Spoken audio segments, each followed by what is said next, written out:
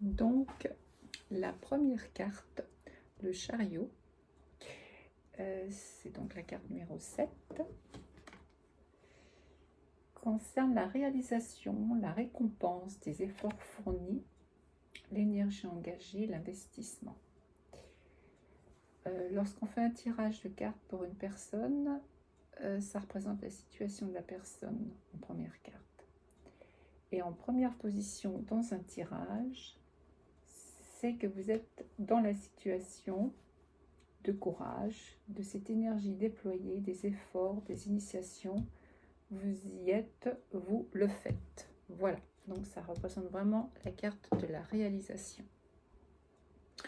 Ensuite, la deuxième carte, le monde, numéro 21. Le monde, c'est tout ce qui concerne l'étranger, se réaliser, réussir.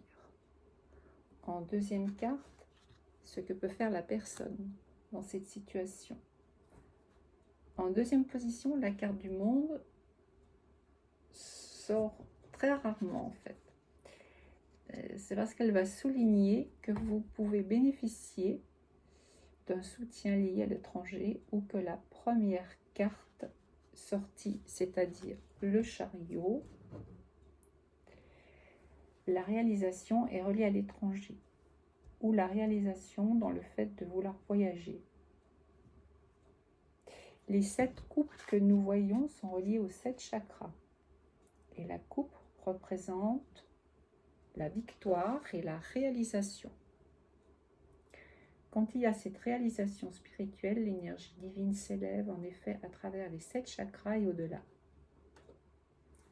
À savoir que les chakras, ce sont les 7 centres énergétiques. Et tous ces centres énergétiques sont alors pleinement ouverts et en mouvement.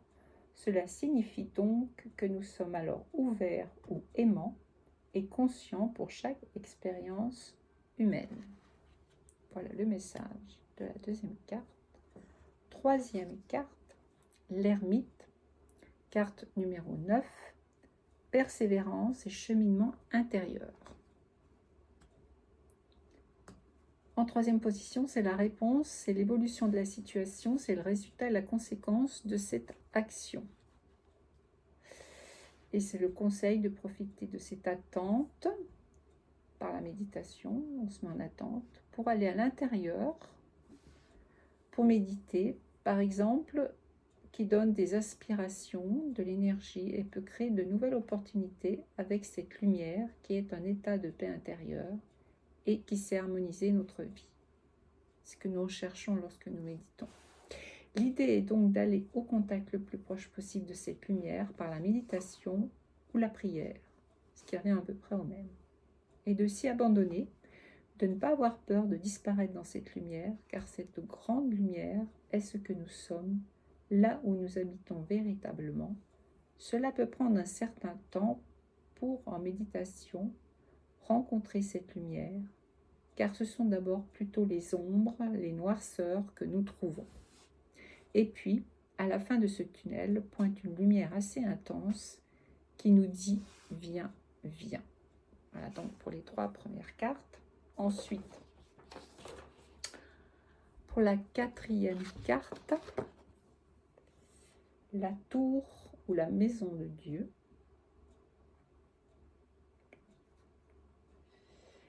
En 4e position, cette carte concerne la solution et la situation de la personne auquel le tirage est dédié. La tour et la maison de Dieu, c'est la pureté et l'abondance. Et elle confirme une libération, mais aussi un grand bouleversement. Elle confirme aussi un grand bouleversement, changement. Elle peut parler d'une structure de travail ou d'une maison à habiter. Et donc la 5e carte, numéro 8, qui est la force.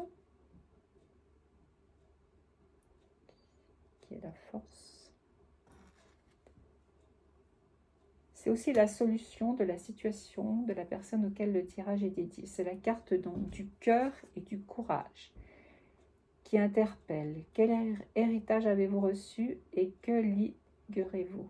Qu'est-ce que vous allez léguer en fait? Que devez-vous comprendre de vos ancêtres?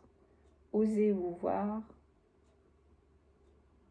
osez voir en fait ce qui vous ont légué afin de voir ce que vous léguerez ici avec la carte de la pureté qui signifie donc l'abondance, la pureté et l'abondance. C'est que nous avons donc reçu de nos ancêtres cette pureté et cette abondance, et cela implique une libération mais aussi un grand changement dans notre structure de travail. Voilà, moi ce que je voulais rajouter par rapport à la couleur des chakras, là on a bien vu qu'on parlait de cœur, donc vous voyez la carte elle est verte, ça correspond au chakra du cœur, au centre énergétique cardiaque, le cœur, qu'on retrouve, vous voyez là sur les différents chakras qui sont représentés. Ici, celle-ci, elle représente en fait toutes les couleurs, en fait, ça, disons, concerne, ça active tous nos centres énergétiques, tous nos chakras, parce qu'elle représente toutes les couleurs.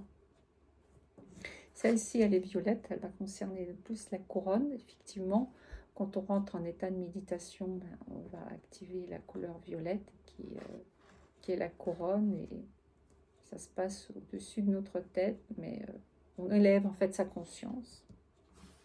Celle-ci, la même chose pour la carte reliée à l'étranger, elle concerne donc le chakra violet de la couronne.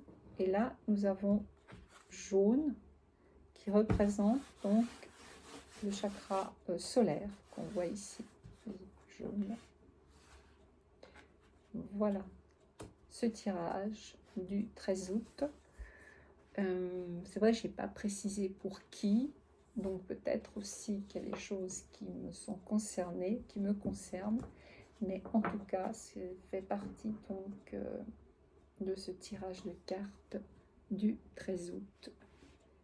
Et s'il y a des messages que vous pouvez retenir, je serai très contente que vous puissiez en faire un usage